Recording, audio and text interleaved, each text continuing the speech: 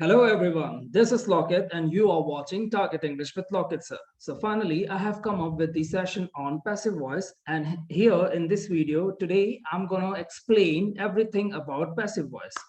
Its basics, what's the structure and how we can connect this passive format to our colloquial English, that is day to day बोलचाल वाली English जो रहती है हमारी, इस passive voice को हम कैसे कनेक्ट कर सकते हैं। इस वीडियो में हम ये जानेंगे एक बेसिक स्ट्रक्चर।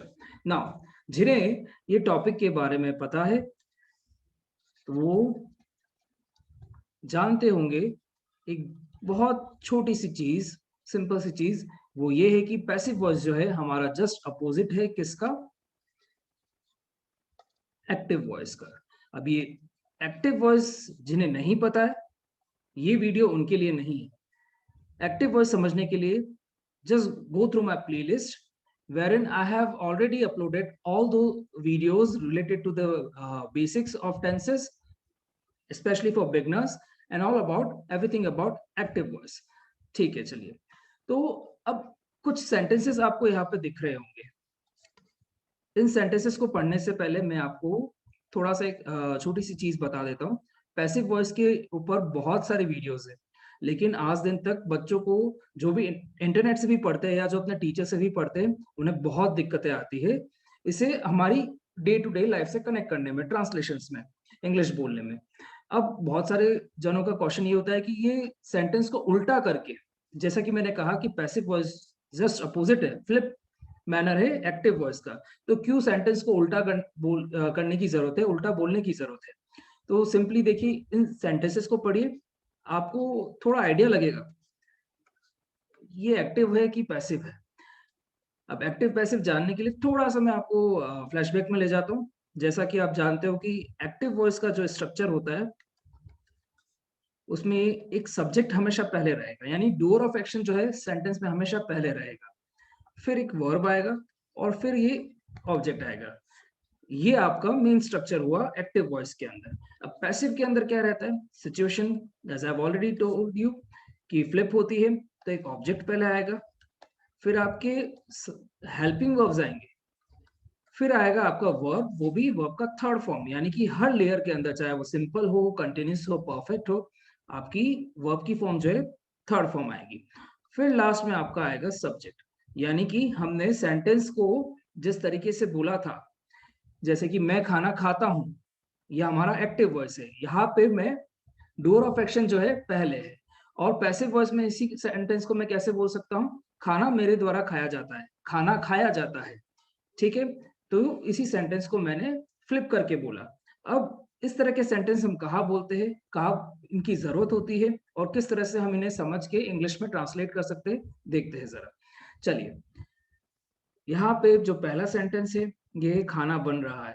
अगर आप इस सेंटेंस को गौर से पढ़ेंगे तो आप देखेंगे कि यहाँ पे खाना बन तो रहा है, यानी किसी चीज पे एक्शन हो रहा है, लेकिन एक्शन करने वाला यहाँ पे मिसिंग है। यहाँ पे एक्शन करने वाला नहीं है। तो जिस भी सेंटेंस में डोर ऑफ एक्शन नहीं हो या उसके सेंटेंस के आखिर में मेंशन हो, तो आप समझ जाइएगा वो सेंटेंस क्या है, एक पैसिव वॉइस है, पैसिव स्ट्रक्चर में है टेंसेस के अंदर। ना दूसरा सेंटेंस, सोहन कत्ल का दोषी पाया गया। ठीक है, अब सोहन पाया गया, उसको दोषी किसने दिया, करार किसने दिया दोषी, वो सब्जेक्ट यहाँ पे भी मिसिंग है। तो इस तरह के सेंटेंस आपके क्या हो गए, पैसिव वॉइस हो गए। और ये आप कहीं ना कहीं अपनी रोजमर्रा लाइफ में, डे टू डे जो अपनी कन्वर्सेशंस रहती है, sharing and exchanging of words रहते हैं, वहां पे आप पढ़ोगे भी, देखोगे भी और खुद लिखोगे भी। ठीक है, नाउ तीसरा सेंटेंस है, यहाँ पर गाड़ी ठीक की जाती है। यहाँ पर गाड़ी ठीक की जाती है।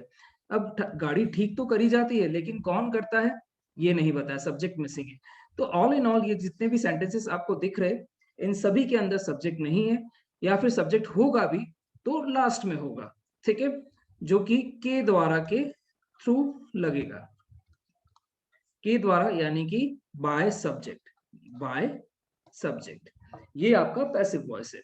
मैं आपको एक छोटा सा एग्जांपल देता हूं समझने के लिए, जैसे कि आई प्ले पियानो, मैं पियानो बजाता हूं। अब एक्शन करने वाला ये रहा, ठीक है, ये वर्ब हो गई आपकी और पियानो आपका ऑब्जेक्ट रहा। ये आपका एक्टिव वॉइस। पैसिव के अंदर क्या बनेगा आपका, ऑब्जेक्ट पहले आ जाएगा पियानो, मैं पियानो बजाता हूँ, हूँ मतलब प्रेजेंट टेंस, और प्रेजेंट टेंस को यहाँ पे कौन रिप्रेजेंट करेगा, इज। पियानो इज, ये आपकी थर्ड फॉर्म आ गई, पियानो इज प्लेड बाय मी। तो यहाँ पे क्या क्या चीजें हमने देखी, ऑब्जेक्ट पहले आया, हेल्पिंग वर्ब आया, वर्ब की थर्ड फॉर्म आई, ये आपकी वर्ब की थर्ड फॉर्म है, और सब्जेक्ट आया किस तरह से, के द्वारा, मेरे द्वारा पियानो बजाया जाता है, पियानो बजाया जाता है। ठीक है, मैं पियानो बजाता हूँ, पियानो बजाया जाता है।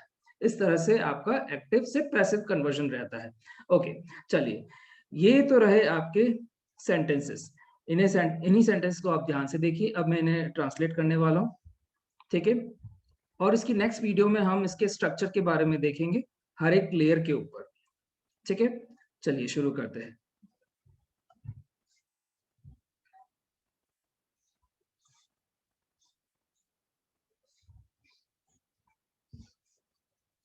ओके, अब मैं इन्हें जो है कन्वर्ट करने वाला हूँ। तो पहला सेंटेंस देखते हैं, खाना बन रहा है, फूड बन रहा है यानी कंटिन्यूस है, और हे पे है तो यानी कि प्रेजेंट कंटिन्यूस हुआ। प्रेजेंट कंटिन्यूस में हमारे हाथ में इज आता है। ठीक है, फूड इज बीइंग, ये आपकी हेल्पिंग वर्ब हुई पूरी, प्रिपेयर्ड।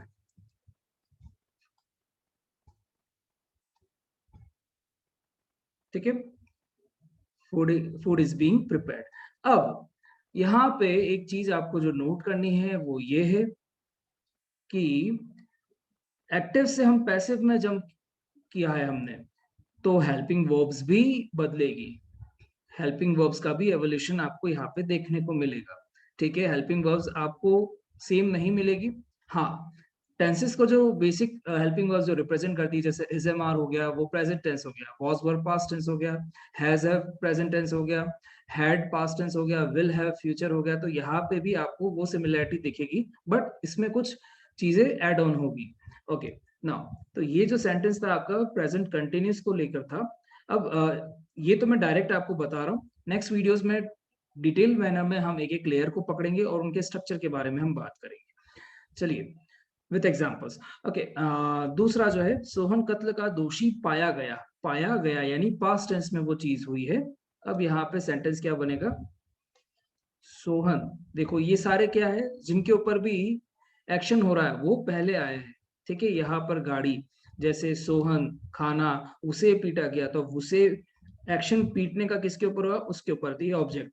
औरतों को परेशान किया जाता है, करने का एक्शन किसके ऊपर किया हो रहा है, औरतों के ऊपर हो रहा है, तो ये ऑब्जेक्ट हो गई। इस घर को ये ऑब्जेक्ट हो गया, 1980 में बनाया गया था। ठीक है, तो बनाने का एक्शन किसके ऊपर हुआ, घर के ऊपर हुआ। ठीक है, तो इस इन सभी सेंटेंस में कोई भी आपका सब्जेक्ट मेंशन नहीं है, यानी डूअर ऑफ एक्शन मेंशन नहीं है, और आपका सेंटेंस ही पूरा किससे शुरू हो रहा है, ऑब्जेक्ट से शुरू हो रहा है, दैट मींस पैसिव वॉइस है। पैसिव वॉइस में एक चीज आप ध्यान रखना, जब भी आप सेंटेंस इंग्लिश में बना रहे हो या बोल रहे हो, लिख भी रहे हो, तो हमेशा आपका वर्ब का थर्ड फॉर्म ही आएगा। हाँ, वो बात अलग है, हेल्पिंग वर्ब्स होगी जो आपकी अलग अलग लेयर्स को रिप्रेजेंट करेगी, वो हम आने वाली वीडियो में देखेंगे।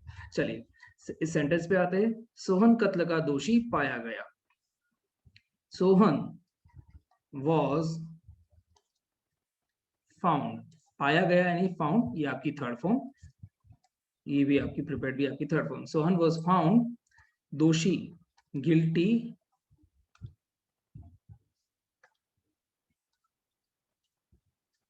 Of murder, Sohan was found guilty of murder. ठीक है, ये आपका ऑब्जेक्ट, ये आपका हेल्पिंग वर्ब, और ये आपका फाउंड जो हो गया वो आपकी थर्ड फॉर्म हो गई, गिल्टी ऑफ मर्डर। चलिए अब आते हैं हम थर्ड सेंटेंस पे। यहाँ पर गाड़ी ठीक की जाती है। ओके, एक गैरेज है जहाँ पे गाड़ियां रिपेयर की जाती है, तो यहाँ वहाँ गैरेज की बोर्ड पर, होर्डिंग पर लिखा हुआ, यहाँ पर गाड़ियां ठीक की जाती है। ठीक है, तो ये एक पैसिव सेंटेंस हुआ, इसे हम इंग्लिश में कैसे बना सकते हैं? Cars are repaired here. repaired बोल सकते हो, सर्विस्ड बोल सकते हो, ठीक है। ये आपके वर्ब की थर्ड फॉर्म, ये ऑब्जेक्ट हो गया आपका, कार्स आर रिपेयर्ड हियर, यहां पर, ठीक है। ये आपका प्रेजेंट टेंस हुआ। उसे पीटा गया, he was beaten।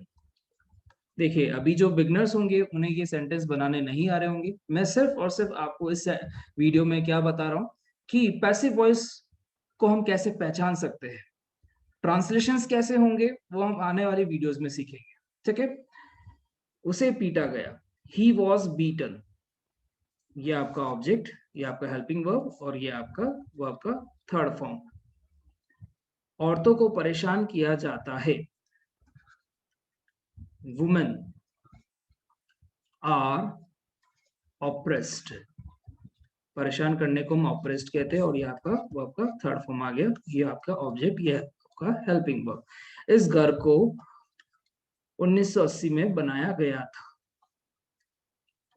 This house, इस घर को यानी दिस हाउस था यानी past tense, was built, build और बिल्ट जिसमें टी आ रहा है वो third form, this house was built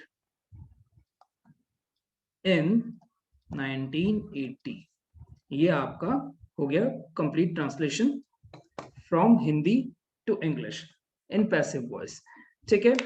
तो इस वीडियो को एक बार देखना जरूर और शेयर जरूर करना, अच्छी लगे तो। हम नेक्स्ट वीडियो में पैसिव वॉइस को डिटेल वे में जानेंगे। तब तक के लिए stay safe and keep revising. Thank you so much.